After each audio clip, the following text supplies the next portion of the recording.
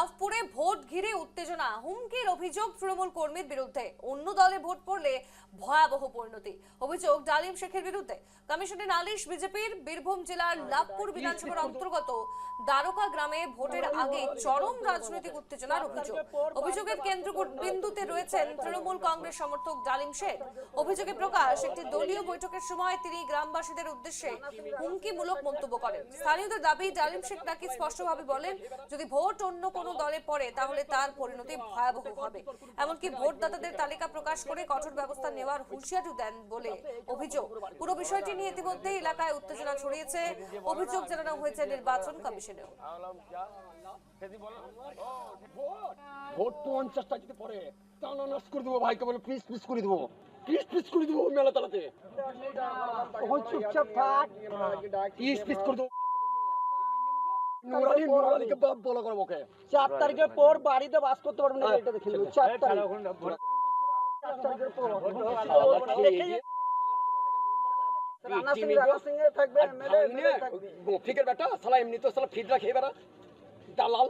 Plate বার করে দেবো, বলে দেবো ভোটের পর যদি তোর কোনো বাপ থেকে আসবে মফিকের বেটা, প্লেট বার করে দেবো। ওই আছে এইখানে অপারেশন করে বার করে দেবো। বলো না, আমি যে বলেছি তোমাকে সেদিন, যে বলো না আমি বলেছি যে তোমাকে আসেনি, আমি বললাম যা। সেদিন বলো, ও সেদিন বলো না চাচা এই ব্যাপার, আমি বলেছি সঙ্গে সঙ্গে আর বাড়ি দিল। আলাম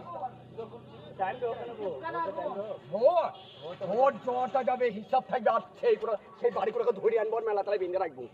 সেদিন তুমি বলো না, আমি সঙ্গে সঙ্গে বলেছি এলাম যা। আজকে কি করলো সেদিন তুমি বলো, আজকে কি করলো? আমি 3 বার পাঠাচ্ছি, 4 বার লোক পাঠাচ্ছি, ফোন ধরলো না। তবে কোন জায়গায় গেল এমএলএ? তোর বাপ হয় চলে আসে। আমি নির্বাচন কমিশনের অভিযোগ জানিয়েছি এবং আমি হতবাক যে এরকম একটা কাণ্ড করে রীতিমতো দাপের সঙ্গে আবার এখনো পর্যন্ত লোককে শাসিয়ে বেড়াচ্ছে। আমরা এটা মৌখিকভাবে ফোন মারফত ওসিকে জানিয়েছি, আমি নিজে গিয়ে ওসিকে জানিয়েছি থানায় গিয়ে। কোনো রকম কোনো নির্বাচন কমিশন বলুন বা থানা বলুন, কারো পক্ষ থেকে কোনো স্টেপ নেওয়া হয়নি। এভাবে যদি চলতে থাকে, শুধুমাত্র ডালিম শেখ নয়, এটা চলছে বিপ্পটিগুড়ি চলছে, এটা চলছে ঠিবা অঞ্চলে চলছে। তো এইভাবে যদি সন্ত্রাসের রাজত্ব কায়েম করে তাহলে আগামী দিনে কতটা সুষ্ঠু নির্বাচন হবে এটাই বলা মুশকিল। আমি মানুষের কাছে অনুরোধ রাখবো, আবেদন রাখবো যে এসব উপেক্ষা করে নিজের ভোট নিজে দিন। 23 তারিখ আপনারা নিজের ভোট সাহসের সঙ্গে দিন, সকাল সকাল দিন, এবং পরিবর্তন যে আসবেই, 2-4টে সন্ত্রাস করে পরিবর্তন আটকাতে পারবে না। এবং সন্ত্রাসের ফলস্বরূপ মানুষ যে ওদের বিরুদ্ধে যাবে, এটা বাংলার মানুষ বুঝে নিয়েছে সন্ত্রাসের কি ফল, আর লাভপুরের মানুষও বুঝে নিয়েছে আগামী দিনে কি হতে চলেছে। সুতরাং আমি অনুরোধ করব আমার বিরোধী দলের কাছে, এরকম করবেন না, এমন কোনো কাজ করবেন না যাতে মানুষ আঘাত পায়, মানুষ কষ্ট পায়।